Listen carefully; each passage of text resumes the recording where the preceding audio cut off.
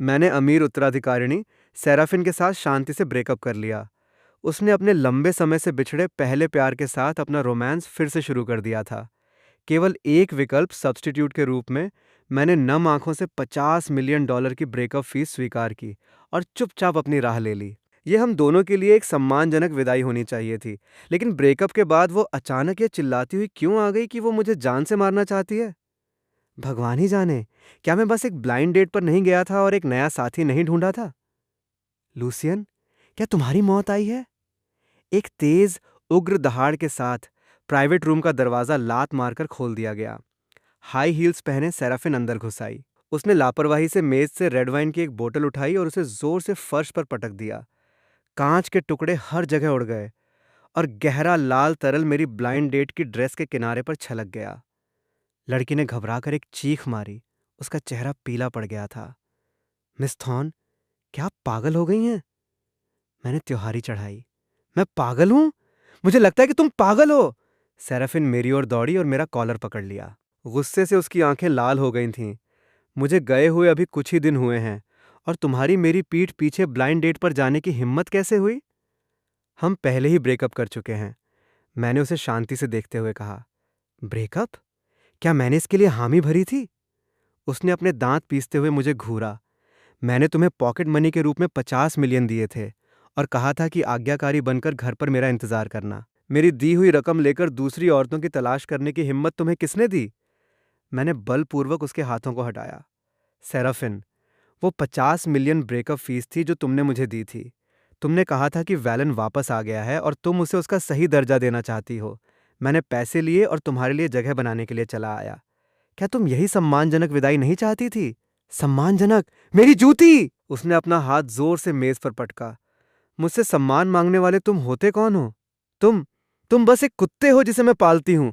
भले ही मुझे अब तुम्हारी जरूरत ना हो, लेकिन तुम वहीं रहोगे जहां तुम हो और मेरे लिए रेंगोगे। ब्लाइंड डेट वाली लड़की बुरी तरह कांप रही थी। उसने अपना बैग पकड़ा और बाहर भागने की कोशिश की। रुको! सेराफिन ने ठंडे स्वर में चिल्लाकर कहा। दरवाजे के बाहर खड़े बॉडीगार्ड्स ने तुरंत लड़की का रास्ता रोक लिया। सेराफिन, हद पार मत करो, उसे जाने दो। मैं खड़ा हो गया। दिल टूट रहा है? सेराफिन ने ताना मारा। वो लड़की के पास गई और उसे ऊपर से नीचे तक देखा। इस तरह का एक सस्ता कचरा वास्तव में सोचता है कि वो मेरी बराबरी कर सकती है? क्या तुम अंधे हो? मुझे परेशान करने के लिए ऐसी घटिया औरत को ढूंढ लाए? मिस थॉर्न, कृपया थोड़ा सम्मान दिखाएं। लड़की लगभग रोने वाली थी। सेराफिन ने अपना हाथ उठाया और लड़की के चेहरे पर एक जोरदार थप्पड़ जड़ दिया। तुम्हारी हिम्मत कैसे हुई मुझे पलटकर जवाब देने की? सेराफिन! मैं पूरी तरह से क्रोधित हो गया और लड़की को अपने पीछे खींच लिया। तुम आखिर चाहती क्या हो? तभी दरवाजे के बाहर से जल्दबाजी में कदमों की आहट आई। वैलन हांफता हुआ अंदर दौड़ा।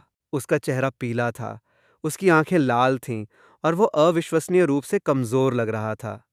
सेराफिन, कृपया क्रोधित मत हो, ये सब मेरी गलती है। उसने सिसकते हुए सेराफिन का हाथ पकड़ा।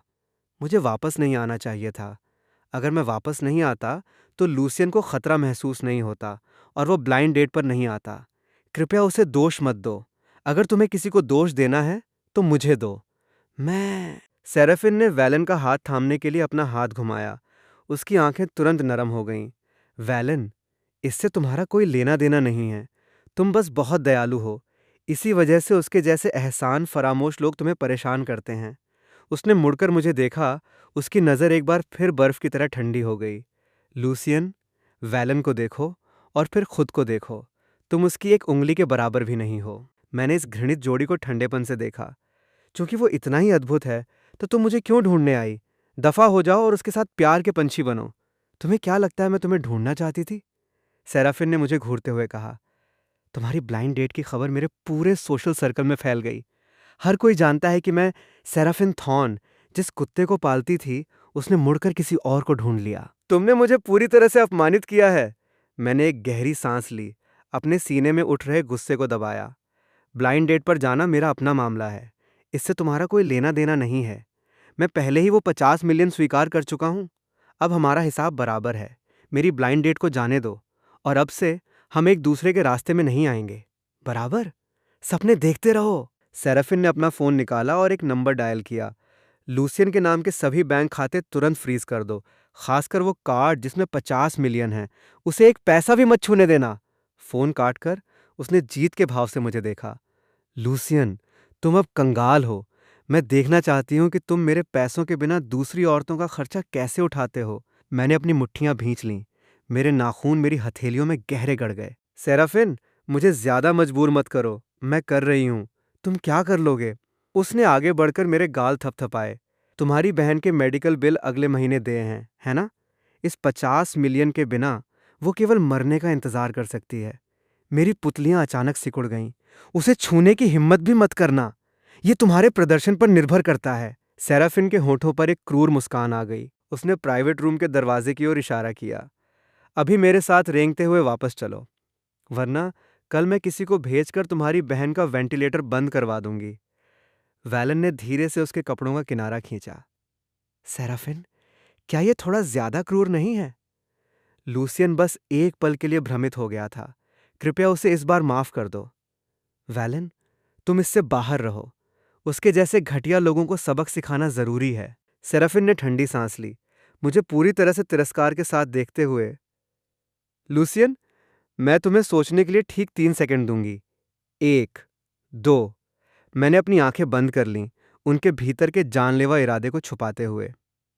ठीक है, मैं तुम्हारे साथ चलूंगा। बॉडीगार्ड्स आगे बढ़े और बलपूर्वक मुझे दोनों बाजुओं से पकड़ लिया। मैंने विरोध नहीं किया। उन्हें मुझे रेस्तरां से बाहर घसीटने दिया। ब्लाइंड डेट वाली लड़की कोने में छिपी, कांपते हुए यह दृश्य देख रही थी। इससे पहले कि मैं माफी भी मांग पाता, मुझे सेराफिन की लंबी लिंकन कार में धकेल दिया गया। कार के अंदर का दबाव घुटन भरा था। सेराफिन मेरे सामने बैठी थी, शैंपेन का गिलास पकड़े हुए। वैलन एक पालतू बिल्ली की तरह उसके कंधे से टिका हुआ था। लूसियन, क्या तुम्हें बहुत बुरा लग रहा है? सेराफिन ने अपने वाइन के गिलास को घुमाया। उसका लहजा मजाक से भरा था। अगर तुम मेरे पैसे लेते हो तो तुम्हें एक विकल्प होने का आत्मज्ञान होना चाहिए। मैंने तुम्हें अभी तक दफा होने के लिए नहीं कहा है, और तुमने अपना अगला सहारा ढूंढने की हिम्मत की। क्या तुम्हें सच में लगा कि तुम्हारी बहुत मांग है?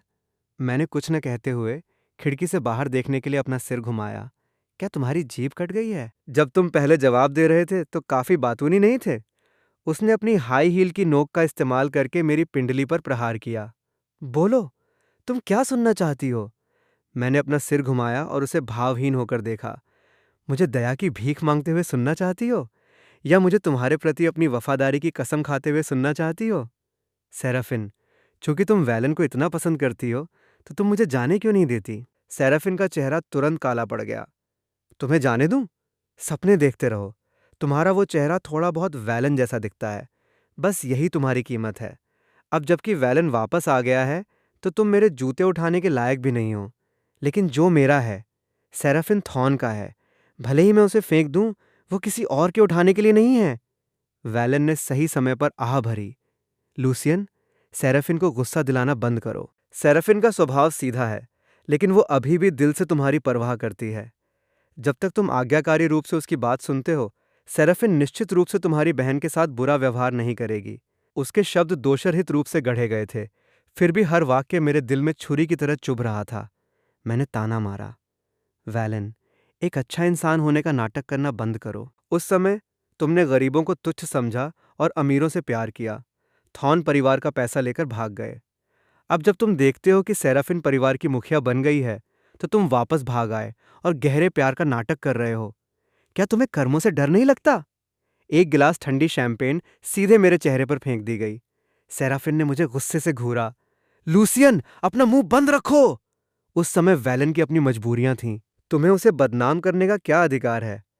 अगर तुमने उसके बारे में एक और बुरा शब्द कहने की हिम्मत की, तो मैं तुम्हारी जान ले लूंगी। वैलन की आंखें तुरंत लाल हो गईं और उसके चेहरे पर टप टप आंसू गिरने लगे। सेराफिन, उसे मत मारो। लूसियन सही है, ये सब मेरी गलती है। मुझे वापस नहीं आना चाहिए था। मैं अभी चला जाऊंगा। मैं फिर कभी तुम्हारे सामने नहीं आऊंगा। ये कहते हुए वो कार के दरवाजे की ओर बढ़ा। सेराफिन ने जल्दी से उसे गले लगा लिया। दुखी चेहरे के साथ उसके आंसू पोंछने लगी। वैलन, मत जाओ। जिसे जाना चाहिए वो ये घटिया इंसान है। चिंता मत करो, मैं निश्चित रूप से उसे तुमसे माफी मंगवाऊंगी। कार जल्द ही थॉर्न परिवार की पहाड़ी एस्टेट में पहुंच गई। बॉडीगार्ड्स ने मुझे कार से धकेल दिया। मैं लड़खड़ाते हुए कुछ कदम चला और फिर संभल गया। सेराफिन वैलन का हाथ पकड़े एक रानी की तरह आगे चल रही थी। इसे बेसमेंट में बंद कर दो। मेरी अनुमति के बिना किसी को भी इसे खाने के लिए कुछ भी देने की अनुमति नहीं है, उसने ठंडे स्वर में आदेश दिया। 2 बॉडीगार्ड्स ने तुरंत मेरे हाथ मरोड़े और मुझे अंधेरे, नम बेसमेंट में ले गए। लोहे का दरवाज़ा भारी आवाज़ के साथ बंद हो गया और आसपास सन्नाटा छा गया। मैं ठंडी दीवार के सहारे झुक गया, भारी सांसें ले रहा था। मुझे नहीं पता था कि कितना समय बीत गया था जब लोहे के दरवाजे के बाहर हल्के कदमों की आवाज़ आई। ताला घुमाया गया और प्रकाश की एक चकाचौंध करने वाली किरण अंदर आई। वैलन एक कप गर्म चाय पकड़े हुए धीरे धीरे अंदर चला आया। उसके चेहरे पर जो दयनीय भाव था वो पूरी तरह से गायब हो गया था। उसकी जगह खुलेआम आत्मसंतुष्टि ने ले ली थी। तुम यहाँ क्या कर रहे हो? मैंने उसे ठंडेपन से घूरा। मैं तुम्हारे लिए चाय लेकर आया हूँ। वो हल्का सा हंसा। अचानक उसने अपनी कलाई घुमाई और उबलती हुई गर्म चाय सीधे उसके अपने हाथ के पिछले हिस्से पर छलक गई। उसने एक दर्दनाक चीख मारी और चाय का कप जमीन पर गिरकर चकनाचूर हो गया। बेसमेंट का दरवाजा जोर से खुला और सेराफिन कुछ नौकरों के साथ अंदर घुसी। वैलन, क्या हुआ? उसने तुरंत वैलन का लाल और सूजा हुआ हाथ देखा और चिल्लाने लगी। सेराफिन, मैं दया करके लूसियन के लिए कुछ चाय लाया था। न केवल उसने इसे पीने से इनकार कर दिया, बल्कि उसने चाय मेरे हाथ पर फेंक दी। वैलन सेराफिन के गले लग गया। क्या वो अभी भी तुम्हें मुझसे दूर ले जाने के लिए मुझे दोषी ठहरा रहा है? सेराफिन ने अपना सिर घुमाया, जहरीले ब्लेड जैसी आंखों से मुझे घूरते हुए। लूसियन, तुम मौत को दावत दे रहे हो? वो आगे बढ़ी, मेरे चेहरे पर थप्पड़ मारने के लिए अपना हाथ उठाया।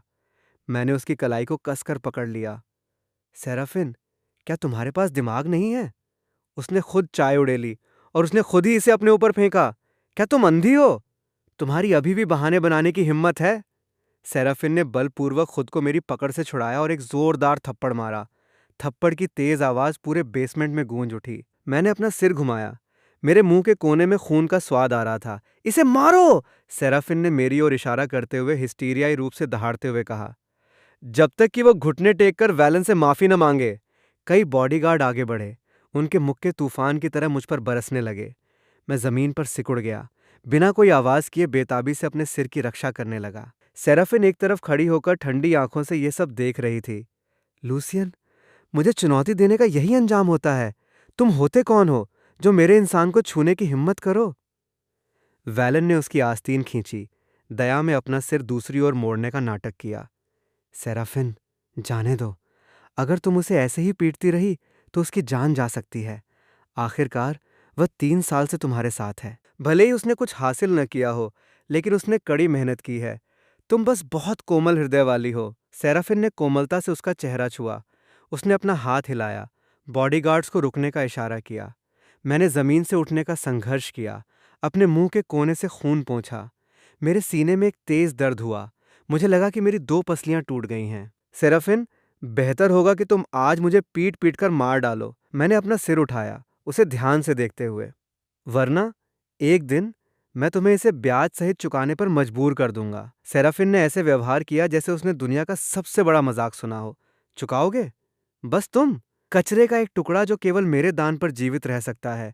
तुम मुझसे लड़ने के लिए किस चीज का उपयोग करोगे? वह मेरे पास आई और उसने अपना पैर मेरे हाथ के पिछले हिस्से पर रखा। उसकी स्टिलेटो की हील बेदर्दी से मेरे पोरों को कुचल रही थी। मैंने अपना जबड़ा भींच लिया। पीड़ा की किसी भी चीख को बलपूर्वक निगल गया। कल रात वैलन के साथ मेरी सगाई की पार्टी है, उसने मुझे ऊपर से नीचे तक देखते हुए कहा। उसका लहजा द्वेष से टपक रहा था। चूंकि तुम्हें थॉर्न एस्टेट में रहना बहुत पसंद है, तो कल आकर हमें प्लेटें सर्व करना। मैंने अचानक अपना सिर उठाया। ऐसा सोचना भी मत, ये तुम पर निर्भर नहीं है। सेराफिन ने ताना मारा। तुम्हारी बहन के वेंटिलेटर के रख रखाव के लिए महीने में 1 लाख का खर्च आता है। जब तक तुम ना कहने की हिम्मत करोगे, मैं तुरंत किसी को अस्पताल भेजूंगी और उसकी दवाएं बंद करवा दूंगी। मेरा शरीर कांप उठा। मेरी आंखों का गुस्सा लगभग उसे जला रहा था। सेराफिन, तुम एक निरपेक्ष जानवर हो। जितना चाहो कोस लो। उसने लापरवाही से कंधे उचकाए। याद रखना, कल रात 8 बजे वेटर की वर्दी पहन लेना और मुझे अपमानित मत करना। ये कहने के बाद उसने वैलन के साथ हाथ मिलाया और बिना पीछे मुड़े बेसमेंट से बाहर निकल गई। लोहे का दरवाज़ा एक बार फिर बंद कर दिया गया। अंधेरे में मैं दीवार के सहारे नीचे खिसक गया और अपना सिर पकड़कर बैठ गया। मेरी बहन इस दुनिया में मेरा एकमात्र परिवार थी। 3 साल पहले वो एक कार दुर्घटना का शिकार हुई थी और एक वनस्पति वेजिटेटिव अवस्था में चली गई थी। दुर्घटना करने वाला चालक मौके से भाग गया था। उसके भारी भरकम मेडिकल बिलों का भुगतान करने के लिए मेरे पास उस अपमानजनक विकल्प समझौते पर हस्ताक्षर करने के अलावा कोई विकल्प नहीं था। मुझे लगा कि अगर मैं बस 3 साल तक इसे सहन कर लूं, तो 50 मिलियन मिलने के बाद मैं अपनी बहन को इलाज के लिए विदेश ले जा सकूंगा। लेकिन मुझे कभी उम्मीद नहीं थी कि सेराफिन का मुझे जाने देने का कभी कोई इरादा नहीं था। अगली शाम थॉर्नविला शानदार ढंग से जगमगा रहा था। एक बेढंगी वेटर की वर्दी पहने और शैंपेन से भरी ट्रे ले जाते हुए मैं भव्य रूप से तैयार मेहमानों के बीच से गुजरा। मेरे सीने की चोटें अभी भी दर्द से टीस रही थीं। हर कदम सुइयों पर नाचने जैसा लग रहा था। सेराफिन ने एक शानदार हाउते काउचर गाउन पहना था, वैलन के साथ हाथ मिलाए हुए, जो एक चिकने सूट में तैयार था। वे भव्य हॉल के बीच में खड़े होकर हर किसी का आशीर्वाद स्वीकार कर रहे थे। अरे बाप रे! क्या ये लूसियन नहीं है? मेरे पीछे एक तीखी महिला की आवाज आई। मैंने अपना सिर घुमाया और सेराफिन की सबसे अच्छी दोस्त कैलिस्ता को देखा। उसने वाइन का गिलास पकड़ा हुआ था और मुझे ऊपर से नीचे तक देख रही थी। उसकी आंखें तिरस्कार से भरी थीं। तुम इस तरह के कपड़े क्यों पहने हो? मुझे लगा कि तुम्हें बहुत पहले ही सड़क पर धक्के मारकर निकाल दिया गया था। आसपास के मेहमान हमें अजीब नजरों से देखने लगे। मिस कैलिस्ता, कृपया मुझे माफ करें, मैंने धीमी आवाज में कहा। तुम्हें किस बात के लिए माफ कर दूं? कैलिस्ता ने ठंडी सांस ली। प्लेटें ले जाने वाले एक तुच्छ नौकर की वास्तव में मुझसे इस लहजे में बात करने की हिम्मत कैसे हुई? अचानक उसने अपनी कलाई घुमाई और उसके गिलास की रेड वाइन सीधे मेरे चेहरे पर छलक गई। बर्फीला तरल मेरे गालों और मेरे कॉलर में बह गया, जिससे मैं पूरी तरह से दयनीय दिख रहा था। भव्य हॉल तुरंत शांत हो गया। हर कोई हमारी दिशा में देखने लगा, आपस में फुसफुसाने लगा। सेराफिन और वैलन चलकर आए। क्या हो रहा है? सेराफिन ने त्योहारी चढ़ाते हुए पूछा। सेराफिन, तुम्हारे इस नौकर में तमीज नहीं है, केलिस्ता ने दुर्भावनापूर्ण तरीके से पहले शिकायत की। मैंने उसे प्यार से ग्रीट किया और उसने वास्तव में मुझे घूरने की हिम्मत की। सेराफिन ने मुझे ठंडी नजर से देखा। लूसियन, क्या तुम्हारी त्वचा को फिर से पीटने की खुजली हो रही है? तुरंत कैलिस्ता से माफी मांगो। मैंने अपने चेहरे से रेड वाइन पोंछी और उसे शांति से देखा। मैंने कुछ भी गलत नहीं किया है। मैं माफी क्यों मांगूं? तुम्हारी अभी भी पलटकर जवाब देने की हिम्मत है? सेराफिन ने अपना हाथ उठाया। एक और थप्पड़ मारने वाली थी। वैलन ने जल्दी से उसे रोक लिया। सेराफिन, आज हमारी सगाई का दिन है। इस तरह के इंसान पर गुस्सा मत करो। वो मुड़कर मुझे देखने लगा। उसकी आंखों में कुटिल क्रूरता की चमक थी। लूसियन, बेहतर होगा कि तुम बस माफी मांग लो। हर किसी को इसे मजाक मत समझने दो। तभी वैलन ने अचानक एक गहरी सांस ली। मेरी अंगूठी कहाँ है? उसने अपनी जेबें थपथपाईं। उसका भाव काफी बदल गया था। सेराफिन, तुमने मुझे जो सगाई की अंगूठी दी थी वो गायब है। जैसे ही उसने यह कहा, पूरी भीड़ में हंगामा मच गया। वो अंगूठी करोड़ों की थी, जिसे विशेष रूप से सेराफिन ने विदेशी नीलामी घर से जीता था। वह गायब कैसे हो सकती है? क्या तुमने उसे अपनी जेब में नहीं रखा था? सेराफिन चिंतित हो गई। मुझे नहीं पता। अभी केवल लूसियन मेरे करीब आया था। वैलन ने अचानक मेरी ओर इशारा किया। लूसियन, क्या तुमने मेरी अंगूठी ली है? हर किसी की निगाह तुरंत मुझ पर टिक गई। तिरस्कार, उपहास और दूसरे के दुख में सुखी होने स्चार्डेनफ्रोडे के भाव एक वायुरुद्ध जाल में उलझ गए। मैंने ठंडेपन से वैलन के बनावटी चेहरे को देखा। मैंने उसे नहीं लिया है। तुम झूठ बोल रहे हो! कैलिस्ता तुरंत बाहर कूद पड़ी। अभी तुम वैलन के सबसे करीब थे। अगर तुमने इसे नहीं चुराया है, तो और कौन हो सकता है? लूसियन, क्या तुम इतने गरीब हो कि तुम पागल हो गए हो? तुमने वैलन की सगाई की अंगूठी चुराने की भी हिम्मत की। सेराफिन का चेहरा भयानक रूप से काला पड़ गया। उसने लंबे कदम मेरी ओर बढ़ाए और मेरी आंखों में सीधे घूरा। लूसियन, अंगूठी सौंप दो। मैंने तुमसे कहा, मैंने उसे नहीं लिया है। मैंने पीछे हटे बिना उसकी नजर का सामना किया। तुम बिना सबूत के नहीं मानोगे, है ना? सेराफिन ने ताना मारा और बॉडीगार्ड्स को आदेश देने के लिए मुड़ी। इसकी तलाशी लो! 2 बॉडीगार्ड्स तुरंत आगे बढ़े, मेरे कंधों को बेदर्दी से पकड़ लिया और मेरे कपड़ों की तलाशी लेने लगे। मैंने संघर्ष नहीं किया। उन्हें मेरी इस तरह तलाशी लेने दी जैसे किसी अपराधी के साथ व्यवहार किया जा रहा हो, क्योंकि मुझे पता था कि संघर्ष करने से केवल और अधिक अपमान होगा। कुछ सेकंड बाद एक बॉडीगार्ड ने मेरे सूट जैकेट की जेब से एक छोटा मखमली बॉक्स निकाला। बॉक्स खोला गया और उसके अंदर एक शानदार हीरे की अंगूठी चुपचाप रखी हुई थी। पूरी भीड़ में हड़कंप मच गया। उसने सच में इसे चुराया है। हे भगवान, ये बहुत ही बेशर्मी है। जब उसे एक विकल्प के रूप में पैसे नहीं मिल सके तो उसने इस तरह की छोटी चोरी करना शुरू कर दिया। मिस थॉर्न ने आखिर इतने एहसान फरामोश इंसान को कैसे पाल लिया? अंगूठी देखकर वैलन ने तुरंत अपना मुंह ढंक लिया। उसकी आंखें फिर से लाल हो गईं। लूसियन, अगर तुम्हें पैसों की कमी थी तो तुम मुझे बता सकते थे। तुम्हें सेराफिन द्वारा दी गई अंगूठी चुराने की क्या जरूरत थी? ये हमारे प्यार की गवाह है। उसके शब्दों ने मुझे तूफान के केंद्र में और भी धकेल दिया। सेराफिन गुस्से से कांप रही थी। उसने बॉक्स छीना और उसे मेरे चेहरे पर जोर से दे मारा। लूसियन, तुम मुझे पूरी तरह से बीमार कर देते हो। क्या मेरे थॉर्न परिवार ने कभी तुम्हें भूखा या ठंडा रहने दिया?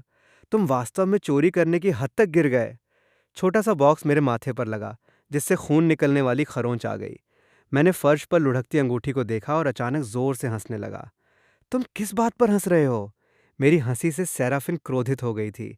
मैं तुम्हारी मूर्खता पर हंस रहा हूं। मैंने अपना सिर उठाया, बर्फीली नजर से उसे देखते हुए। वैलन अभी मेरे करीब भी नहीं आया था। क्या तुम्हें अंदाजा नहीं है कि ये अंगूठी मेरी जेब में कैसे आ गई?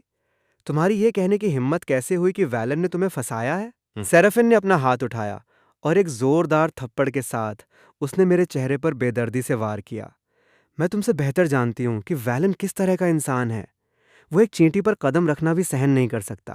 वो तुम्हें कैसे फंसा सकता है? लूसियन, न केवल तुम्हारे हाथ गंदे हैं, बल्कि तुम झूठ से भी भरे हुए हो। उसने भव्य हॉल के फर्श की ओर इशारा किया। उसकी आवाज़ चुभने वाली तीखी थी। अब तुरंत अपने घुटनों पर बैठ जाओ और वैलन से माफी मांगने के लिए माथा टेको, वरना मैं अभी किसी को अस्पताल भेजूंगी और तुम्हारी बहन का वेंटिलेटर बंद करवा दूंगी। फिर से यही चाल। वह हमेशा जानती थी कि मेरे कमजोर बिंदु को पकड़कर मेरी अधीनता को कैसे मजबूर किया जाए। मैंने अपने चारों ओर की खुशी मनाती हुई चेहरों को देखा, वैलन की आंखों में बेपरवाह आत्मसंतुष्टि को देखा और फिर सेराफिन के चेहरे को देखा। एक ऐसा चेहरा जिसे मैंने एक बार लुभावनी ब्रेथटेकिंग माना था, लेकिन अब केवल घृणित पाता हूं।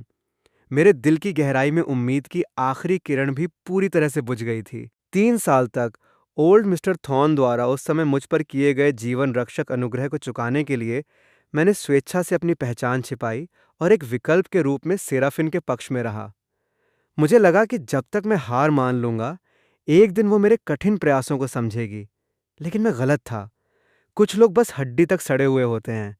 सेराफिन, ये आखिरी बार है जब तुम मुझे धमकी दे रही हो। मैंने उसे शांति से देखा। कोई गुस्सा नहीं था, कोई अपमान नहीं था, केवल एक मृत व्यक्ति को देखने की ठंडी अलगाव थी। मैंने अपनी जेब से अपना फ़ोन निकाला और सबके सामने वो नंबर डायल किया जो मैंने 5 साल से नहीं किया था। फ़ोन का उत्तर मिलने से पहले केवल एक बार घंटी बजी। हेलो। दूसरे छोर से एक गहरी, आधिकारिक पुरुष आवाज़ आई। बड़े भाई, मैंने स्पष्ट रूप से कहा, मेरा खेल खत्म हो गया है। आओ मुझे ले जाओ और घर ले चलो। भव्य हॉल तुरंत शांत हो गया। हर कोई दंग था। जाहिरा तौर पर यह समझने में असमर्थ था कि मैं क्या कर रहा था। सेराफिन वास्तविकता में वापस आने वाली पहली व्यक्ति थी, जैसे कि उसने दुनिया का सबसे बड़ा मजाक सुना हो। वो बेलगाम हंसी में फूट पड़ी। लूसियन, क्या तुम्हारा दिमाग खराब हो गया है? बड़े भाई? तुम्हारे पास कौन से बड़े भाई हैं? तुम्हारा वो मरा हुआ बाप जो एक निर्माण स्थल पर ईंटें ढोता था? क्या तुम्हें लगता है कि तुम एक यादृच्छिक फोन कॉल करके और नाटक खेलकर सजा से बच सकते हो? उसने अचानक अपनी मुस्कान छोड़ दी। उसकी निगाहें शातिर हो गईं। मैं तुम्हें एक आखिरी मौका दूंगी। घुटने टेको, वरना तुम्हारी बहन आज रात मर जाएगी। मैंने अपना फोन दूर रखा और उसे ठंडेपन से देखा। सेराफिन, तुम्हें जल्द ही पता चल जाएगा कि असल में घुटने किसे टेकने चाहिए। मौत सामने होने पर भी जिद्दी बने रहना। मेरी आंखों में जमी हुई ठंडक से आहत होकर सेराफिन अपमान से उत्पन्न क्रोध में उड़ गई। बॉडीगार्ड्स, इसे जमीन पर गिरा दो। अगर ये आज माथा नहीं टेकता है तो इसके पैर तोड़ दो। कई गठीले बॉडीगार्ड्स ने तुरंत मुझे घेर लिया। वैलेन सेराफिन के पीछे खड़ा था। उसके होठों पर एक विषैली मुस्कान खेल रही थी। लूसियन, बस मान जाओ। ये पीड़ा खुद पर क्यों ला रहे हो? ठीक उसी समय जब बॉडीगार्ड्स के हाथ मुझे छूने वाले थे, धड़ाम! विला के भारी मुख्य दरवाजे बाहर से एक बड़े बल द्वारा हिंसक रूप से लात मारकर खोले गए थे। इस विशाल टक्कर ने हॉल में क्रिस्टल झूमर को हिला दिया। हर कोई डर के मारे उछल पड़ा और देखने के लिए अपना सिर घुमाया।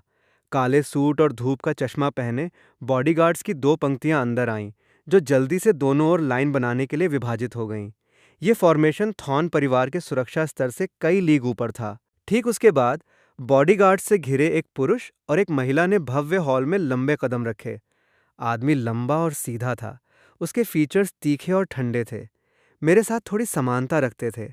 उसके पूरे अस्तित्व से किसी ऐसे व्यक्ति की कमांडिंग उपस्थिति झलक रही थी जिसने लंबे समय तक सत्ता का उच्च पद संभाला हो। वह बिल्कुल राजधानी के शीर्ष वित्तीय राजवंश वैनगार्ड परिवार के वर्तमान प्रमुख थे। उनके बगल में राजधानी के क्रॉफ्ट परिवार की सबसे बड़ी बेटी लिसांड्रा थी, जो जन्म से ही व्यवस्थित शादी के द्वारा मेरी मंगेतर भी थी। भव्य हॉल पूरी तरह से शांत था। इस अचानक हुए घटनाक्रम से हर कोई सहम गया था। सेराफिन ने त्योहारी चढ़ाई और आगे बढ़ी। आप लोग कौन हैं? मेरे थॉर्न परिवार की सगाई की पार्टी में घुसपैठ करने की आपकी हिम्मत कैसे हुई? लिसांड्रा ने उसकी तरफ देखा भी नहीं, सीधे मेरे पास चलकर आई। उसने मेरे माथे पर खून बहते घाव और मेरे चेहरे पर थप्पड़ के निशान को देखा। उसकी आंखें तुरंत बर्फ जैसी ठंडी हो गईं। तुम्हें किसने मारा? उसकी आवाज ऊंची नहीं थी, लेकिन उसमें एक भयानक दमनकारी भार था। मैं नहीं बोला। मैंने बस अपना सिर सेराफिन को देखने के लिए घुमाया। लिसांड्रा मुड़ी। उसकी हाई हील्स की आवाज आ रही थी क्योंकि वो कदम दर कदम सीधे सेराफिन तक चली गई। क्या तुमने इसे मारा? मैंने इसे मारा तो क्या? हालांकि सेराफिन थोड़ा दोषी महसूस कर रही थी। उसने हठपूर्वक दिखावे को बनाए रखने की कोशिश की। उसने वैलन की अंगूठी चुराई थी। मैं अपने ही कुत्ते को सबक सिखा रही थी। दूसरों के मामलों में दखल देने की तुम्हारी कोई हैसियत नहीं है। कुत्ता? लिसांड्रा ने ताना मारा। अगले ही सेकंड सेराफिन के चेहरे पर बेदर्दी से एक जोरदार थप्पड़ मारा गया। इस थप्पड़ के सरासर बल ने सेराफिन को फर्श पर गिरा दिया। उसके मुंह के कोने से खून बहने लगा। पूरी भीड़ सामूहिक झटके में हाँफने लगी। सेराफिन! वैलेन चिल्लाया और तुरंत सेराफिन को उठने में मदद करने के लिए खुद को उस पर फेंक दिया। पागल औरत! तुम्हें किसी को मारने का क्या अधिकार है? सिक्योरिटी! सिक्योरिटी कहाँ है? इन्हें बाहर निकालो! सेराफिन ने अपने सूजे हुए गाल को पकड़ लिया, लिसांड्रा को पूरी अविश्वास में घूरते हुए। तुम्हारी मुझे मारने की हिम्मत कैसे हुई? क्या तुम्हें कोई अंदाजा है कि मैं कौन हूं? मुझे परवाह नहीं है कि तुम कौन हो। लिसांड्रा ने उसे ऊपर से नीचे तक देखा, जैसे कूड़े के ढेर को देख रही हो। अगर तुम उस आदमी को छूने की हिम्मत करती हो जो मेरा है, लिसांड्रा क्रॉफ्ट का, तो मुझे लगता है कि तुम्हारी मौत आई है। तुम्हारा आदमी? सेराफिन जम गई। उसने मुझे देखा, फिर लिसांड्रा को देखा और अचानक हंसने लगी। लूसियन, तुम निश्चित रूप से सक्षम हो। मैं देख रही हूं कि तुमने अभी अभी मेरे द्वारा ठुकराए जाने के बाद तुरंत मुड़कर एक शुगर मॉमी को पकड़ लिया है। क्या ये औरत क्लब से तुम्हारे द्वारा किराए पर ली गई कोई एक्स्ट्रा है? वो काफी विश्वासप्रद रूप से अभिनय कर रही है। मेरे बड़े भाई इवांडर का चेहरा पूरी तरह से काला पड़ गया। वो मेरे पास आए और मेरा कंधा थपथपाया। लूसियन, क्या यही वो औरत है जिसके लिए तुमने 3 साल तक खुद को शिकायत का शिकार बनाया, बस एक एहसान चुकाने के लिए? नितांत मूर्खतापूर्ण। मैं कड़वाहट से मुस्कुराया। बड़े भाई, मैं अंधा था। बड़े भाई? सेराफिन की मुस्कान कठोर हो गई। वो अंततः महसूस करती हुई लग रही थी कि कुछ बहुत गलत था। लिसेंड्रा ने हॉल में मेहमानों पर अपनी निगाह दौड़ाई। मुझे इसका परिचय देने दें। ये राजधानी के वैनगार्ड ग्रुप का दूसरा युवा मास्टर है और ये मेरा लिसेंड्रा क्रॉफ्ट का मंगेतर भी है, लूसियन वैनगार्ड। जैसे ही वे शब्द बोले गए, ऐसा लगा जैसे पूरे हॉल में एक भारी बम गिरा दिया गया हो। सभी की आंखें गहरे सदमे में चौड़ी हो गईं। Vanguard group? वो वैनगार्ड परिवार जो पूरे देश की आर्थिक जीवन रेखा को नियंत्रित करता था। लूसियन वास्तव में वैनगार्ड परिवार का दूसरा युवा मास्टर था। ये कैसे संभव था? हे भगवान! थॉर्न परिवार ने इस बार वास्तव में एक स्टील की प्लेट पर लात मारी थी। सेराफिन का चेहरा तुरंत भयंकर पीला पड़ गया। वो मुझे ध्यान से घूर रही थी। उसके होंठ थोड़े कांप रहे थे। असंभव! यह असंभव है। तुम स्पष्ट रूप से एक कंगाल लूजर हो जो पैसे के लिए अपना सम्मान फेंक देगा। तुम्हारी बहन अभी भी अस्पताल में मेरे पैसों पर जीवित है। मैंने उसके टूटते हुए व्यवहार को देखा। मेरे दिल में किसी भी तरह की हलचल पूरी तरह से रहित थी। सेराफिन, मेरी बहन के मेडिकल खर्च का भुगतान 3 साल पहले ही, 10 साल पहले ही कर दिया गया था। मैं केवल तुम्हारे साथ इसलिए रहा क्योंकि तुम्हारे दादाजी ने उस समय मेरी जान बचाई थी। मैंने उनसे 3 साल तक तुम्हारी सुरक्षा सुनिश्चित करने का वादा किया था। अब जब 3 साल पूरे हो गए हैं, तो तुम और मैं पूरी तरह से बराबर हैं। मैंने मुड़कर अपने बड़े भाई को देखा। भाई, चलो चलते हैं। रुको! वैलेन अचानक खड़ा हो गया। उसने स्पष्ट रूप से अभी भी स्थिति को नहीं समझा था। चीजों को उबारने के लिए अपनी सामान्य जोड़ तोड़ वाली चालों का उपयोग करने का प्रयास कर रहा था। लूसियन, भले ही तुम वैनगार्ड परिवार के युवा मास्टर हो, तुम मेरी अंगूठी नहीं चुरा सकते। मेरी अंगूठी अभी वापस दो। मेरे भाई इवांडर ने उसे एक ठंडी नज़र से देखा। बहुत शोर है। उनके पीछे खड़े बॉडीगार्ड्स ने तुरंत आगे बढ़कर वैलन के घुटनों के पिछले हिस्से पर जोर से लात मारी। वैलन ने एक दर्दनाक चीख मारी और फर्श पर अपने घुटनों के बल भारी रूप से गिर गया। क्या हमारे वैनगार्ड परिवार का कोई युवा मास्टर कभी तुम्हारे कचरे के टुकड़े की परवाह करेगा? मेरे भाई ने ठंडी सांस ली, मुझे बांह से पकड़कर गर्व से थॉर्न विला से बाहर निकल गए। लिसांड्रा सबसे पीछे चल रही थी। उसने सेराफिन पर अंतिम नज़र डालने के लिए अपना सिर घुमाया। उसके होठों के कोने में एक मजाकिया वक्र खिंच गया। मिस थॉर्न, वैनगार्ड परिवार के प्रकोप का सामना करने के लिए तैयार रहें। वैनगार्ड एस्टेट लौटकर मैंने नहाया और साफ कपड़े पहने। मेरे माथे के घाव का इलाज पहले ही निजी डॉक्टर द्वारा किया जा चुका था। विशाल स्टडी में बैठकर मैंने रात के दृश्यों को देखा और रुकी हुई हवा की एक लंबी सांस छोड़ी। घुटन और सहनशीलता के ये 3 साल आखिरकार आज रात समाप्त हो गए थे। मेरा भाई डेस्क के पीछे बैठा था, अपने हाथों में दस्तावेजों को पलट रहा था। मैंने थॉर्न परिवार की पृष्ठभूमि की पूरी जांच की है, उसने बिना ऊपर देखे कहा।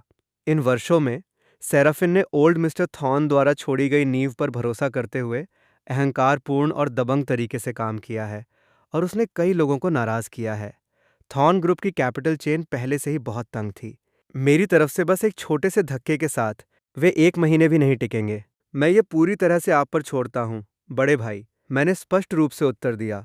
दूसरी ओर थॉर्न विला में इस तमाशे की वजह से सगाई की पार्टी खटास के साथ खत्म हो गई थी। मेहमान प्लेग से बचने की तरह जल्दी में भाग गए थे। सेराफिन खाली भव्य हॉल में बैठी थी। उसके बाल बिखरे हुए थे, उसके गाल लाल और सूजे हुए थे और वो एक पागल औरत की तरह लग रही थी। वैलन उसके पास घुटने टेक कर बैठा था, सावधानी से उसके चेहरे पर एक आइस पैक लगा रहा था। सेराफिन, अब और नाराज मत हो। वो लूसियन झूठ बोल रहा होगा। वो वैनगार्ड परिवार का दूसरा युवा मास्टर कैसे हो सकता है? अगर उसके पास वास्तव में इतनी शक्तिशाली पृष्ठभूमि होती तो वो 3 साल तक एक विकल्प के रूप में तुम्हारे साथ स्वेच्छा से कैसे रह सकता था? वेलन के शब्द एक जीवन रेखा की तरह थे जिस पर सेराफिन ने बेताबी से पकड़ बना ली थी। हाँ, तुम सही कह रहे हो। वो अचानक उठ खड़ी हुई, उसकी आंखों में फिर से एक पागल चमक जग उठी। वो पक्का नाटक कर रहा होगा। वो लिसांड्रा नाम की महिला निश्चित रूप से कोई ऐसी थी जिसे उसने पैसे देकर काम पर रखा था। वो बस इस तरीके का इस्तेमाल मुझसे बदला लेने और मुझे अपमानित करने के लिए करना चाहता है। मैं, सेराफिन थॉर्न, उसकी गंदी, ओछी हरकतों से बिल्कुल नहीं डरूंगी। उसने तुरंत अपना फोन निकाला और कंपनी के वित्तीय निदेशक का नंबर डायल किया। मेरे लिए तुरंत वैनगार्ड ग्रुप की गतिविधियों की जांच करो। साथ ही उस 50 मिलियन वाले बैंक कार्ड को तुरंत फ्रीज कर दो जो मैंने लूसियन को दिया था। उसे एक पैसा भी मत निकालने देना। फोन के दूसरे छोर से वित्तीय निदेशक की कांपती हुई आवाज आई। अध्यक्ष अध्यक्ष थॉर्न, ये बुरा है। हमारी कंपनी के सभी प्रमुख विदेशी प्रोजेक्ट अचानक रोक दिए गए हैं। इसके अलावा बैंकों ने हमारे ऋण कोटे को कड़ा कर दिया है। हमारी कैपिटल चेन टूट गई है। सेराफिन का फोन खड़खड़ाहट के साथ फर्श पर गिर गया। उसके पैर जवाब दे गए और वो सोफे पर गिर पड़ी। ऐसा कैसे हो सकता है? ऐसा कैसे हो सकता है? वैलन भी घबरा गया। सेराफिन, क्या हुआ? दफा हो जाओ। सेराफिन ने हिंसक रूप से उसे दूर धकेल दिया। एक सिर कटी मक्खी की तरह लिविंग रूम में घूमने लगी। यह असंभव है। लूसियन के पास इतनी अपार शक्ति कैसे हो सकती है? मुझे विश्वास नहीं होता। मैं उससे व्यक्तिगत रूप से पूछने जा रही हूं।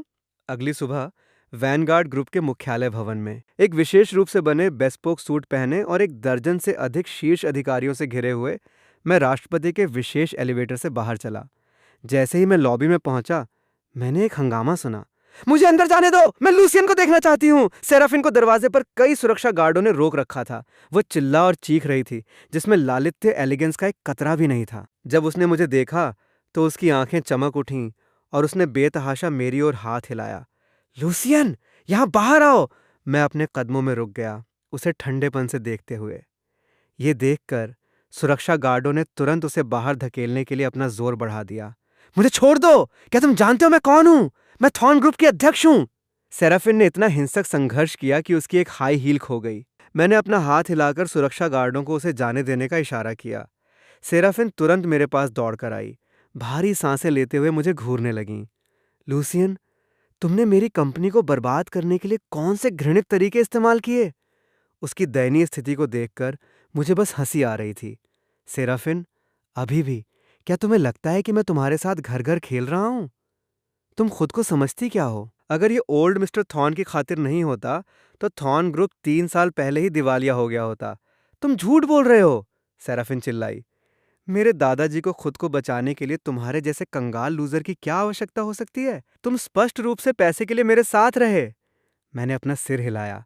उसे कुछ भी समझाने की इच्छा भी नहीं थी। जो चाहो सोचो, लेकिन मैं तुम्हें एक बात की चेतावनी दूंगा। थॉर्न ग्रुप का दिवालिया होना तो बस शुरुआत है। हर एक चीज जो तुम पर मेरी बकाया है, मैं तुम्हारे साथ उसका हिसाब चुकता करूंगा, एक एक करके। इतना कहने के बाद मैं जाने की तैयारी करते हुए मुड़ा। सेराफिन अचानक आगे उछली, बेताबी से मेरी बांह पकड़ ली। लूसियन, तुम मेरे साथ ऐसा व्यवहार नहीं कर सकते। मैं तुम्हारी औरत हूं। क्या तुम इन 3 सालों को भूल गए जो हमने साथ बिताए हैं? मैंने घृणा के साथ उसका हाथ झटक दिया। सेराफिन, अपनी चापलूसी करना बंद करो।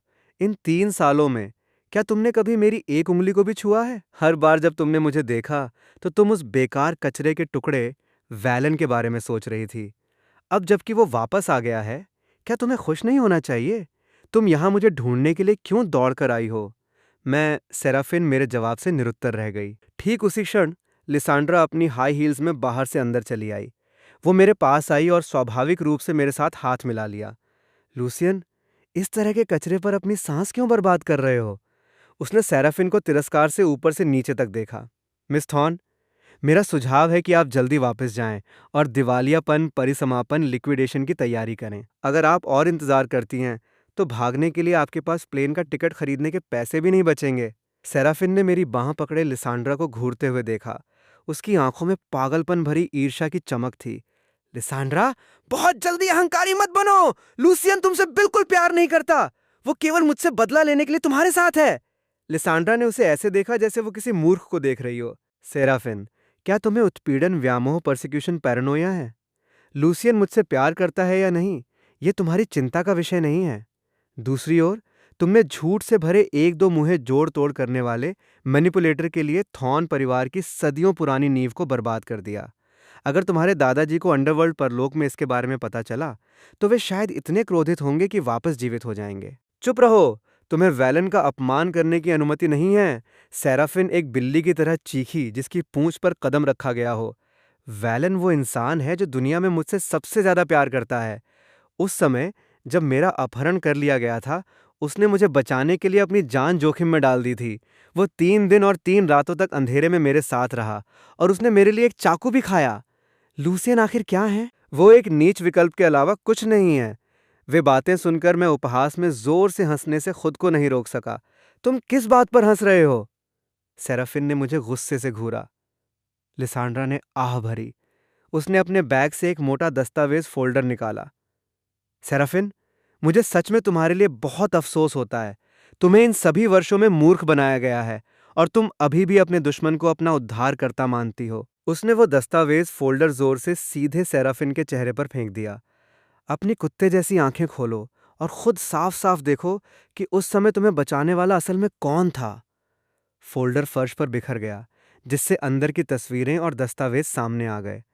सेराफिन एक पल के लिए जम गई, फिर नीचे झुकी और एक तस्वीर उठाई। तस्वीर में एक किशोर लड़का था, खून से लथपथ, एक बेहोश लड़की को अपनी पीठ पर लादे हुए कीचड़ भरे पहाड़ी रास्ते पर बड़ी मुश्किल से चल रहा था। हालांकि लड़के का प्रोफाइल कीचड़ से सना हुआ था, फिर भी कोई भी आसानी से पहचान सकता था कि वो मैं था, और वो बेहोश लड़की सेराफिन ही थी।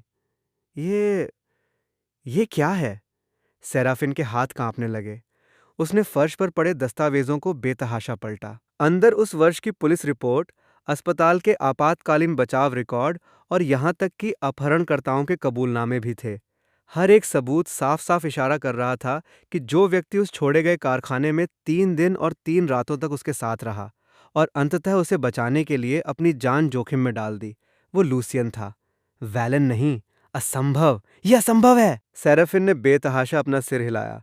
उसका चेहरा कागज की तरह सफेद पड़ गया था। वैलन के पास स्पष्ट रूप से वो जेड पेंडेंट था जो मैंने उस समय अपने उद्धारकर्ता के लिए छोड़ा था।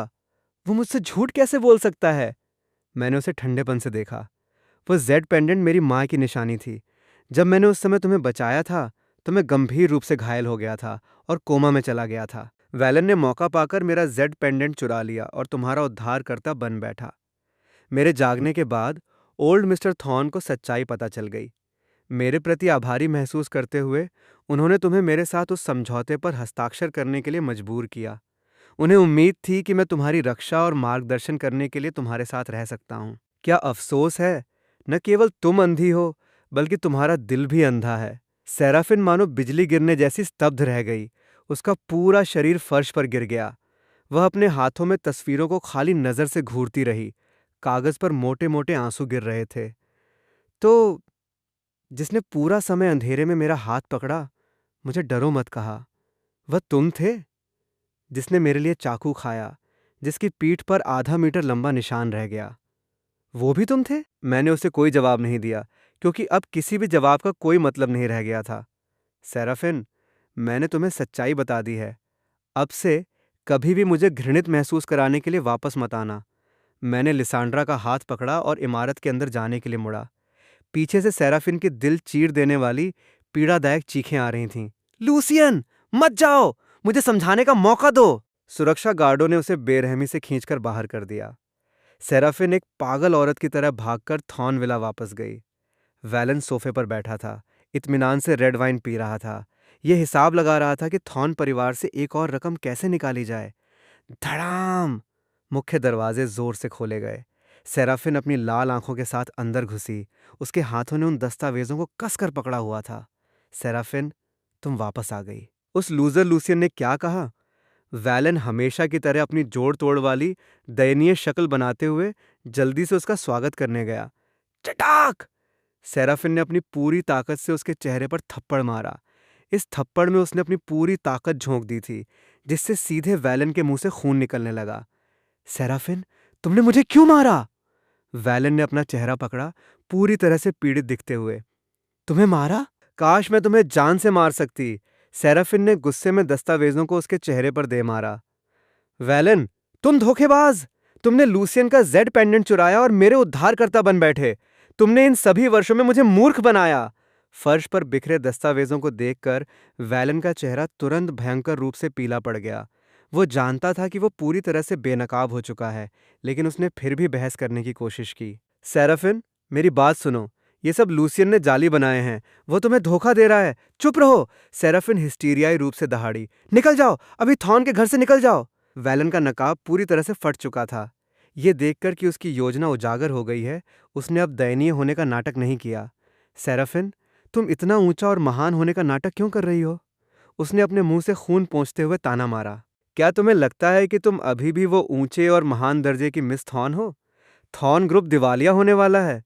तुम अभी बिल्कुल कुछ भी नहीं वाली एक कंगाल लूजर हो। अगर ये इस तथ्य के लिए नहीं होता कि तुम्हारा अभी भी थोड़ा सा उपयोग था, तो क्या तुम्हें लगता है कि मैं वापस आने और तुम्हारे जैसी खराब स्वभाव वाली पागल औरत की सेवा करने के लिए तैयार होता? सेराफिन की आंखें चौड़ी हो गईं, जैसे कि वो अपने सामने वाले आदमी को पहली बार देख रही हो। तुमने क्या कहा? मैंने कहा कि तुम एक बेवकूफ हो। वैलन ने शातिर तरीके से कोसा। तुम्हारे पास लूसियन जैसा एक शानदार ट्रम्प कार्ड था, और तुमने अपनी खुद की मूर्खता से उसे जबरदस्ती भगा दिया। अब तुम्हारे पास कुछ नहीं है, और तुम अभी भी मुझसे उम्मीद करती हो कि मैं यहाँ रुकूं और तुम्हारे साथ भूखों मरूं? ये कहने के बाद वैलन मुड़ा और सीढ़ियों से ऊपर भाग गया। उसने बेतरतीब ढंग से कुछ कीमती सामान पैक किया और बिना पीछे मुड़े थॉर्न का घर छोड़ दिया। सेराफिन ठंडे फर्श पर गिर पड़ी। उसे लगा जैसे उसकी पूरी दुनिया ढह गई हो। वह पारिवारिक पृष्ठभूमि जिस पर उसे इतना गर्व था, वह प्यार जिस पर वह दृढ़ता से विश्वास करती थी, सब नकली था। और जिस व्यक्ति ने वास्तव में अंधेरे में उसकी रक्षा की थी, जिसने वास्तव में उससे प्यार किया था, उसे उसने अपने हाथों से रसातल अंधेरे में धकेल दिया था। पछतावा एक विषैले सांप की तरह उसके दिल को कुतर रहा था। लूसियन, मुझे माफ कर दो। लूसियन, वह खुद से बड़बड़ाती हुई विला से बाहर लड़खड़ाती हुई निकली और मूसलाधार बारिश में भाग गई। उस रात वैनगार्ड एस्टेट के बाहर मूसलाधार बारिश हो रही थी और तेज हवाएं चल रही थीं। सेराफिन पूरी तरह से भीग चुकी थी। वैनगार्ड परिवार के नक्काशीदार लोहे के दरवाजों के बाहर घुटनों के बल बैठी थी। उसका कमजोर शरीर तूफान में कांप रहा था। उसका चेहरा भूत की तरह सफेद था। लूसियन, मैं तुमसे विनती कर रही हूं, बस एक बार मुझसे मिल लो। मुझे पता है कि मैं गलत थी। मुझे सच में पता है कि मैं गलत थी। वो बेताबी से लोहे के दरवाजों को पीट रही थी। बारिश की रात में उसकी आवाज़ बहुत ही दुखद और तीखी लग रही थी। गेट के अंदर एक सुरक्षा गार्ड छाता पकड़े खड़ा था, जो उसे भावहीन होकर देख रहा था। मिस थॉर्न, बेहतर होगा आप वापस चली जाएं। दूसरे युवा मास्टर आराम कर रहे हैं। मैं नहीं जाऊंगी। अगर वो बाहर नहीं आता है तो मैं नहीं जाऊंगी। सेराफिन हठपूर्वक जमीन पर घुटने टेके बैठी रहीं। बारिश को उस गरिमा को धोने दे रही थी जिस पर उसे पहले बहुत गर्व था। दूसरी मंजिल की स्टडी में मैं फ्लोर टू सीलिंग खिड़की के पास खड़ा था। दरवाजों के बाहर की उस आकृति को ठंडेपन से नीचे देख रहा था। लिसांड्रा एक कप गर्म दूध लिए हुए मेरे पास आई। वे 2 घंटे से वहां घुटने टेके हुए हैं। क्या तुम उसे देखने जाना चाहते हो? मैंने दूध लिया और एक घूंट पिया। मिलते हैं। कुछ चीजों को स्पष्ट करना जरूरी है। मैंने एक काला छाता उठाया और विला से बाहर निकला। भारी लोहे के दरवाजे धीरे धीरे खुले। जब सेराफिन ने मुझे देखा तो उसकी आंखों में खुशी की उम्मीद की एक किरण जग उठी। वह वस्तुतः रेंगती हुई आई और मेरे पैरों से लिपट गई। लूसियन, तुम आखिरकार मुझे देखने के लिए राजी हो गए। मुझे माफ कर दो, मैं ही अंधी थी। मैं उस जानवर वैलन के धोखे में आ गई थी। मुझे माफ कर दो, ठीक है? चलो फिर से शुरू करते हैं। उसने अपना सिर उठाया। उसका चेहरा बारिश और आंसुओं के मिश्रण से ढका हुआ था, जो बेहद दयनीय और नीच लग रहा था। उस समय तुम मेरे लिए अपनी जान देने को तैयार थे। तुम अभी भी मुझे अपने दिल में रखते होगे, है ना? जब तक तुम मुझे माफ कर देते हो, मैं कुछ भी करने को तैयार हूं। मैं तुम्हारा विकल्प बन सकती हूं। मैं तुम्हें प्लेटें सर्व कर सकती हूं। बस कृपया मुझे मत छोड़ो। मैंने धीरे से उसके हाथों को दूर धकेल दिया और एक कदम पीछे हट गया। देर से मिला प्यार खरपतवार से भी सस्ता होता है। सेराफिन, वो लूसियन जो तुम्हारे लिए अपनी जान जोखिम में डालने को तैयार था, उसे तुम्हारे ही बेसमेंट में तुम्हारे ही हाथों से पीट पीट कर मार डाला गया। सेराफिन का पूरा शरीर हिंसक रूप से हिल गया और उसने मुझे पूरी निराशा के साथ देखा। नहीं, ऐसा नहीं है। अगले महीने मैं और लिसांड्रा सगाई कर रहे हैं। मैंने शांति से अंतिम प्रहार किया। अगर तुम्हारे अंदर जरा भी आत्मसम्मान बचा है तो कभी भी मेरे सामने मत आना, वरना मुझे थॉर्न परिवार को और भी अच्छी तरह से गायब करने में कोई आपत्ति नहीं होगी। ये कहने के बाद मैं मुड़ा और एस्टेट में वापस चला गया। लोहे के दरवाजे मेरे पीछे भारी रूप से बंद हो गए। लूसियन! सेराफिन ने एक दिल चीर देने वाली चीख मारी और जमने वाली बारिश में पूरी तरह से बेहोश हो गई। कुछ दिनों बाद थॉर्न ग्रुप ने आधिकारिक तौर पर दिवालियापन घोषित कर दिया। सेराफिन के पिता इस सदमे को बर्दाश्त नहीं कर पाए। उन्हें अचानक ब्रेन हेमरेज हुआ और उन्हें आईसीयू में भर्ती कराया गया। कभी अहंकारी रूप से अजेय रहा थॉर्न परिवार पूरी तरह से ढह गया। पैसे लेकर भागे वैलन का भी अंत अच्छा नहीं हुआ। जैसे ही वो विदेश भागा, मेरे बड़े भाई द्वारा व्यवस्थित लोगों ने उसे निशाना बनाया। उसने जो भी पैसा लिया था वो पूरी तरह से लूट लिया गया और उसे दक्षिण पूर्व एशिया में एक अवैध काली कोयला खदान में बेच दिया गया, ताकि वो इस जन्म में फिर कभी दिन का उजाला न देख सके। जहां तक सेराफिन का सवाल है, उसने अपने पिता के मेडिकल बिलों के लिए मुश्किल से पर्याप्त पैसे जुटाने के लिए अपने सभी गहने और डिजाइनर बैग बेच दिए।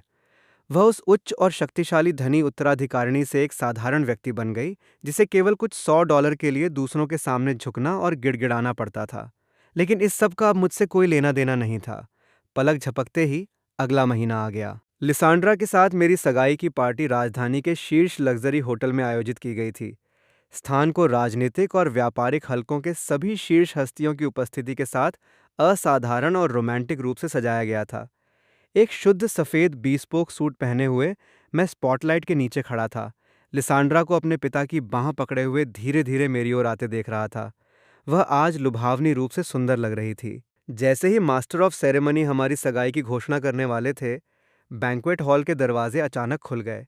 फटे पुराने कपड़े पहने, थकी हुई और कमजोर दिखने वाली एक महिला लड़खड़ाती हुई अंदर आई। सुरक्षा गार्ड उसे रोकने के लिए तुरंत आगे बढ़े। मुझे छोड़ दो, मैं यहाँ लूसियन को ढूंढने आई हूँ। महिला बेतहाशा संघर्ष कर रही थी। उसकी आवाज कर्कश और भयानक थी। सभी मेहमानों ने त्योहारी चढ़ाई और रास्ता बना लिया। मैंने करीब से देखा और महसूस किया कि वो वास्तव में सेराफिन थी। उसने वो सफेद पोशाक पहनी हुई थी जो उसे तब सबसे ज्यादा पसंद थी जब हम पहली बार मिले थे। सिवाय इसके कि पोशाक अब धुल धुल कर पुरानी, पीली और फटी हुई थी। उसके बाल बिखरे हुए थे और उसके कंधों पर लिपटे हुए थे। उसके चेहरे पर कोई रंग नहीं था और उसकी आंखों के सॉकेट गहराई से धंसे हुए थे, जिससे वह 10 साल बड़ी लग रही थी। लूसियन! वह सुरक्षा कर्मियों से छूटकर लड़खड़ाती हुई मंच के सामने आ गई। लूसियन, तुम मुझसे सगाई नहीं कर सकते। उसने मेरी ओर देखा। उसकी आंखें विनती से भरी थीं। मेरे पिता मर गए। अस्पताल ने उनकी दवाएं बंद कर दीं और कल रात उनकी मौत हो गई। अब मेरे पास कुछ नहीं बचा है। मेरे पास केवल तुम हो। वह रोती हुई मेरा हाथ पकड़ने की कोशिश कर रही थी। मेरे साथ चलो, ठीक है? चलो वापस उन दिनों में चलते हैं जो हमारे पास थे। मैं कभी भी फिर से अपना आपा नहीं खोऊंगी। मैं तुम्हारी हर बात सुनूंगी। उसकी विक्षिप्त स्थिति को देखते हुए मुझे अपने दिल में दया की एक भी बूंद महसूस नहीं हुई। सेराफिन, क्या तुमने अपना दिमाग खो दिया है? मैंने उसे ठंडेपन से देखा। तुम्हारे पिता की मृत्यु तुम्हारे अपने कर्मों का परिणाम थी। इसका मुझसे क्या लेना देना है? तुम आज यहाँ मेरी सगाई की पार्टी में तमाशा करने आई हो। क्या तुम्हें लगता है कि तुमने खुद को अभी तक पर्याप्त रूप से अपमानित नहीं किया है? मैं कोई तमाशा नहीं कर रही हूँ। उसने बेतहाशा अपना सिर हिलाया। मैं बस तुमसे बहुत प्यार करती हूँ। लूसियन, तुम बस मुझ पर विश्वास क्यों नहीं करते? लिसांड्रा ने ताना मारा, मुझे पीछे करने के लिए आगे बढ़ते हुए। सेराफिन, क्या तुम इसे प्यार कहती हो? इसे स्वार्थ कहा जाता है। इसे अधिकार जताने की लालसा कहा जाता है। तुमने लूसियन को कभी अपने बराबर नहीं देखा। तुमने उसे केवल एक कुत्ता समझा जिसे तुम आदेश दे सकती थी। अब जब तुम बेसहारा हो तो तुम मुड़ना चाहती हो और पूंछ हिलाते हुए उससे दया की भीख मांगना चाहती हो।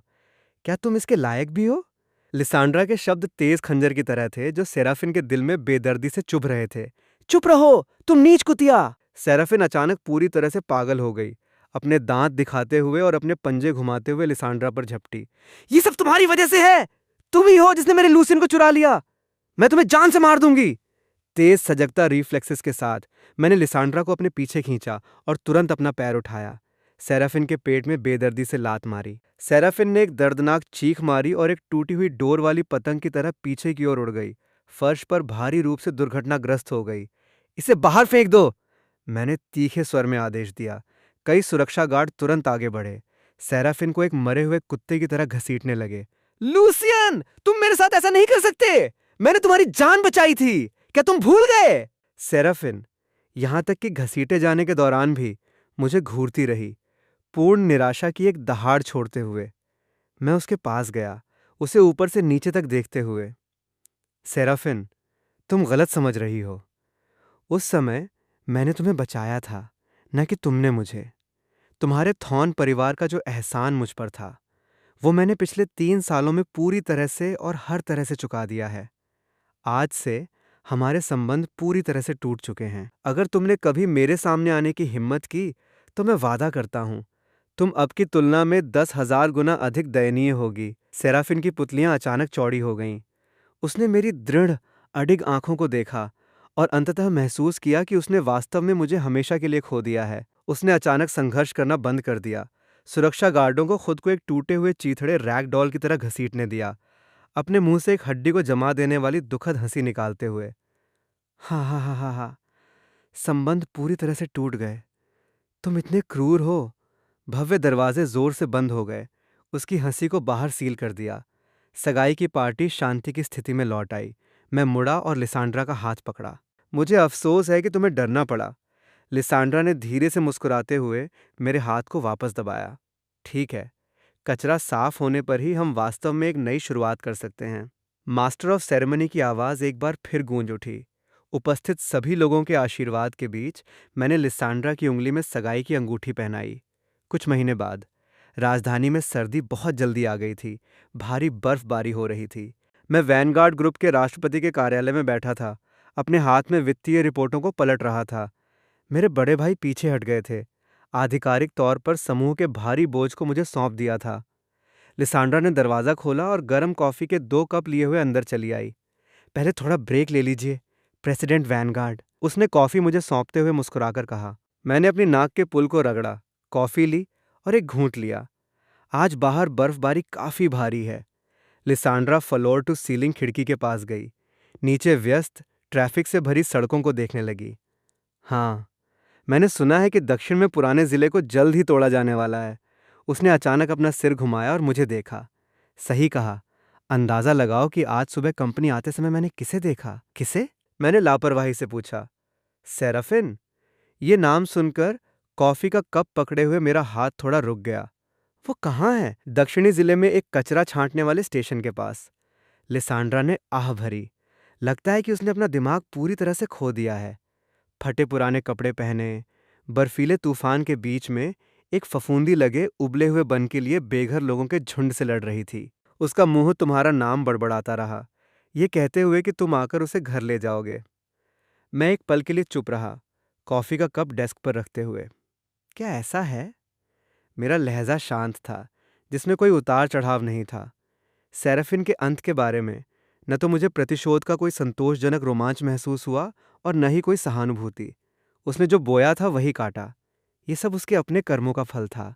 क्या नरम दिल महसूस कर रहे हो? लिसांड्रा ने एक भौं उठाई, मुझे आधी मुस्कान के साथ देखते हुए। मैं उसके पास गया और उसे अपनी बाहों में खींच लिया। तुम ज्यादा सोच रही हो। मेरा दिल बहुत छोटा है, इसमें केवल तुम्हारे लिए ही जगह है। लिसांड्रा मेरी छाती से झुक गई और संतुष्टि के साथ मुस्कुराई। ये हुई ना बात। कुछ दिनों बाद मैंने अपने सहायक को दक्षिणी जिले की यात्रा पर भेजा। ये सेराफिन को देखने के लिए नहीं था, बल्कि उस अनाथालय के विध्वंस डेमोलिशन के मामलों को संभालने के लिए था जो कभी थॉर्न परिवार का था। जब मेरा सहायक वापस लौटा तो उसने मुझे स्थिति की सूचना दी। प्रेसिडेंट वैनगार्ड, अनाथालय का मामला सुलझा लिया गया है। हालांकि मैंने यूं ही सेराफिन के बारे में खबरों के लिए आसपास पूछा। बोलो। मैंने अपना सिर उठाए बिना अपने दस्तावेजों की समीक्षा करना जारी रखा। परसों रात वो सड़कों पर जम गई थी। जब तक कोई उसे पाता तब तक वो मौत के दरवाजे पर पहुंच चुकी थी। बाद में उसे मनोरोग अस्पताल भेजा गया। डॉक्टरों ने कहा कि उसका दिमाग पूरी तरह से ढह चुका है और इस जन्म में उसका कभी भी ठीक होना असंभव है। समझ गया, मैंने उदासीनता से स्वीकार किया। अब से आपको उसके संबंध में किसी भी मामले की रिपोर्ट मुझे देने की आवश्यकता नहीं है। जी। President vanguard. सहायक सम्मानपूर्वक पीछे हट गया। मैंने अपना फाउंटेन पेन नीचे रखा और फ्लोर टू सीलिंग खिड़की की ओर चला। बाहर बर्फबारी रुक गई थी। बादलों को चीरती हुई धूप इस हलचल भरे शहर पर बिखर रही थी। एक विकल्प के रूप में जीने के वे 3 साल एक बेतुके सपने की तरह लगे। उस सपने में मैंने अंतहीन अपमान और पीड़ा सही, लेकिन उसी के कारण मैंने मानव स्वभाव की कुरूपता को भी स्पष्ट रूप से देखा। सेराफिन का अहंकार, व्यामोह और स्वार्थ ने अंततः उसे शाश्वत विनाश के रसातल में धकेल दिया, और मैं जीवन और मृत्यु की परीक्षा और अपनी गरिमा के कुचले जाने का अनुभव करने के बाद आखिरकार एक नए जीवन का स्वागत कर चुका था।